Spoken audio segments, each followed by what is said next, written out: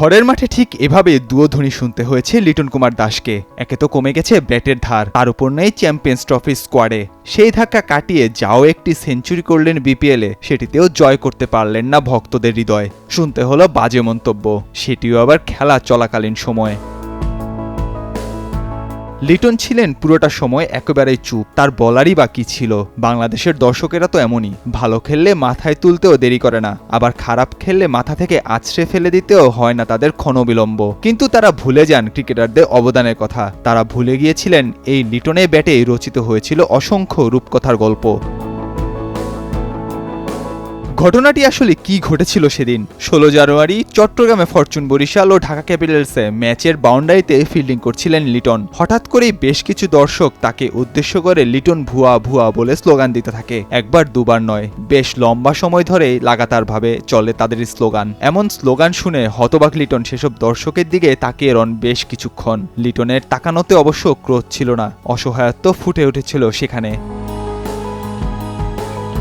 হয়তো দৃশ্যপটটা হতে পারত অন্যরকমের। বাংলাদেশকে অসংখ্য অবিস্মরণীয় জয় এনে দেয়া এই লিটনই তার বাজে সময় পেতে পারতেন পাশে দর্শকদের। সেটি তো তিনি পাননি, বরং দর্শকদের দুয়ো শুনেই চালিয়ে যেতে হয়েছে তার খেলা। সিলেটের বিপক্ষে চলতি বিপিএলের নিজের পঞ্চম ম্যাচে নিজেকে খুঁজে পেয়েছিলেন লিটন। তার 43 বলে 73 রানের ইনিংসের সুবাদে বড় সংগ্রহ পেলেও জয় বাগিয়ে নিতে পারেনি ঢাকা। সেঞ্চুরি তার সেই ম্যাচে অধরা থেকে গেলেও একদিন বাদেই রাজশাহীর বিপক্ষে ভাঙলেন ডেডলক। রেকর্ড 55 বলে 125 রানে ছিলেন লিটন সেই ম্যাচে অপরাজিত।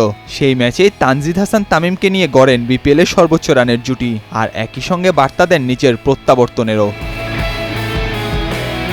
দুর্দান্ত এক প্রত্যাবর্তনের গল্প লিখেই পরের ম্যাচে লিটন সম্মুখীন হন বাজে সেই অভিজ্ঞতার। ঘরের মাঠে দর্শকদের নিগৃহের শিকার হতে হয় তাকে। বরিশালের বিপক্ষে সেই ঘটনার পর স্বভাবতই মানসিকভাবে কিছুটা হলেও বিপর্যস্ত হয়ে পড়েছিলেন লিটন, যে কারণে মাত্র 13 রানে কাটা পড়তে হয় তাকে। যদিও সেই ঘটনার পর লিটন পাশে পেয়েছেন তার দল ও রংপুর রাইডার্সকে। দুই দলই আনুষ্ঠানিক বার্তা দিয়ে জানিয়েছেন তারা পাশে রয়েছেন লিটন কুমার দাসের। লিটন ফিরবেন স্বরূপে ইতোমধ্যেই দিয়েছেন তার ইঙ্গিত, কিন্তু তার যে ধরে রাখতে হবে সেই ধারাবাহিকতা, সেটি এখন লিটনের বড় চ্যালেঞ্জ।